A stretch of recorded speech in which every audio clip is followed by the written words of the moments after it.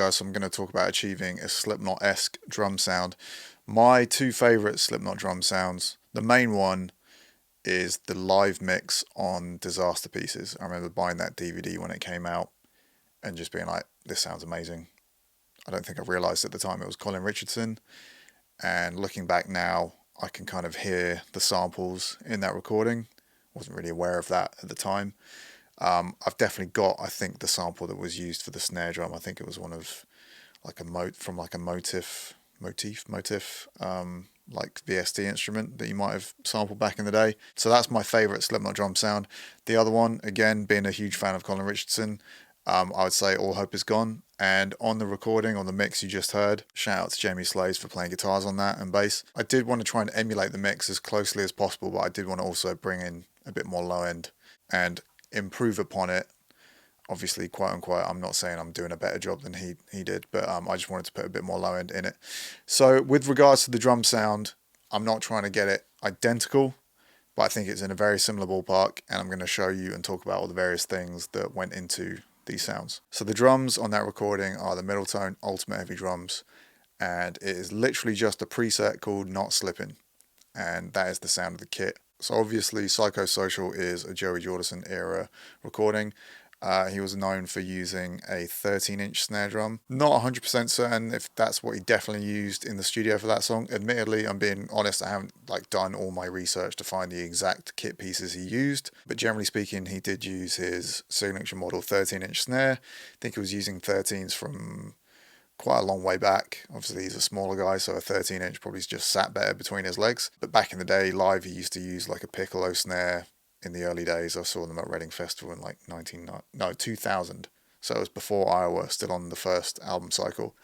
And then I saw them at Ozfest 2001, and it was a few months before Iowa came out. None of the music from Iowa had been released at that point, and they played about half the album.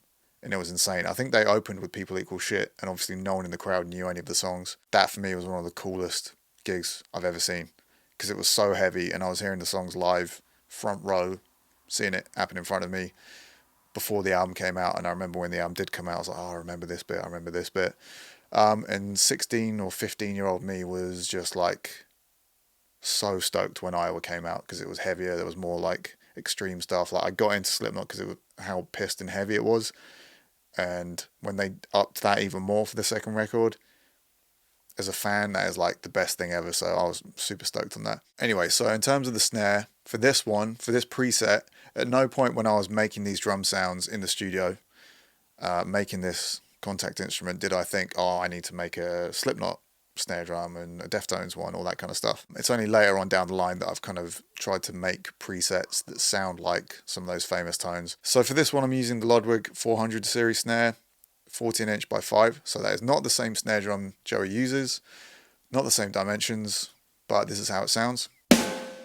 The way it's been processed, I think there's a couple of one-shot samples blended in at the very hardest velocities, so you don't hear like machine gun sounds on like the quieter, more dynamic rolls. It's just like the hardest hits have some additional samples already blended in with this. They're not super loud in the mix, so you don't hear like absolute machine gun kind of same sound when you hear like a bunch of full velocity hits in a row.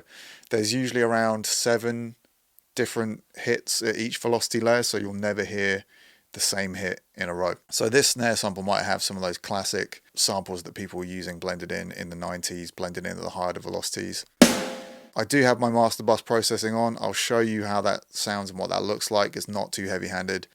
So if we start with the kick, so I'm using, this is the Q 24-inch kick, resonant head off.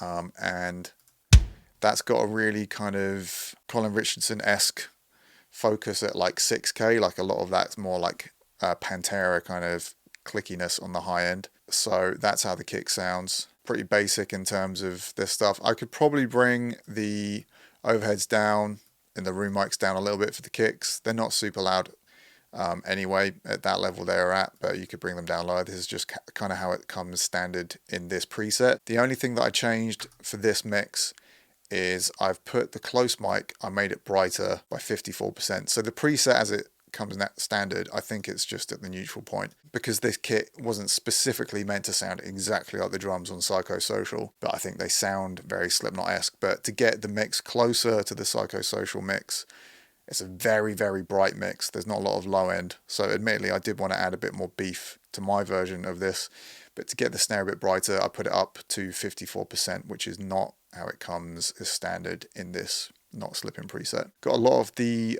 overhead for the snare.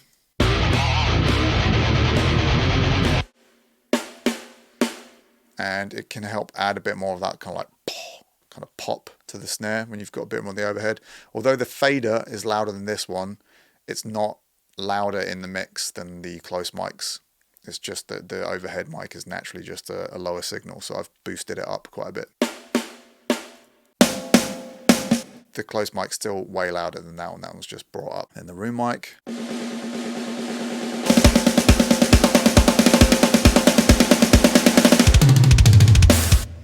The toms, just the Yamaha kit, pretty standard. I think this is near enough how they come as default. Maybe the envelope filters might be on the default kit. Rooms, they're up quite loud on this one. It's quite a roomy vibe to the toms. And got the overhead mics all the way down. You can have a play with that. Sometimes, more recently, I've been bringing the overhead mics up a bit more. And if you want to bring them all up together, you use this link button here and they'll all move together. If you take it off, they'll move independently. Cymbals, pretty standard. Brought the hi-hats down a little bit. Those are the overheads. Yeah, I don't think I've really touched anything. So it's really just about that kick and snare sound. That's what gives it the distinct character. Q 24-inch resonant head-off kick. That one just sounds great for this type of mix. And the snare, although it's not the same snare or dimensions even that Joey used back in the day, it's still got that similar characteristic. The way I've processed it, the sort of things that I like in the mix with the snare to really have that kind of like pop sound.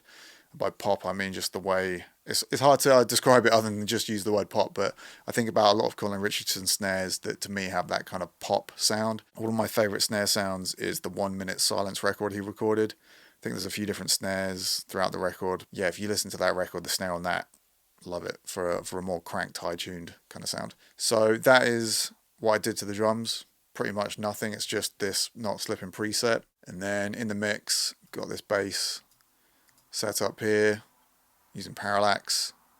Again, bass was played by Jamie Slays. So for guitars, I just used STL Amp Hub. I used the orange Rockaverb and I used an orange cab from Amp Hub to match that initial sound. I'm assuming it starts with James Root and it sounds like an orange doing that riff on its own. Maybe I've got that wrong. But either way, I got pretty close with the orange sound.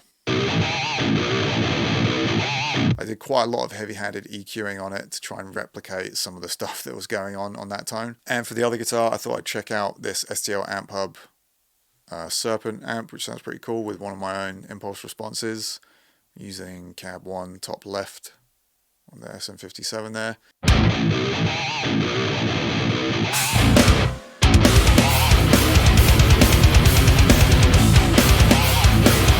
And for the master bus processing, I'm just down a few dB here, just for the sake of making this video. Removing a fair bit of low end. As I said, like the mix is not too beefy sounding. I tried to keep a bit more low end in my mix, but I'm still like kind of just using this as a safety net for anything below 40. Then SSL style compressor.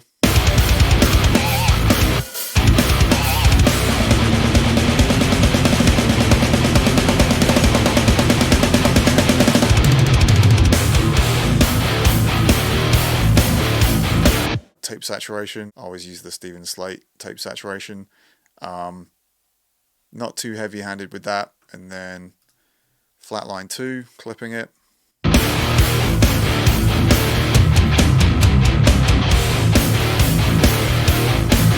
And then just going through FabFilter Pro L2.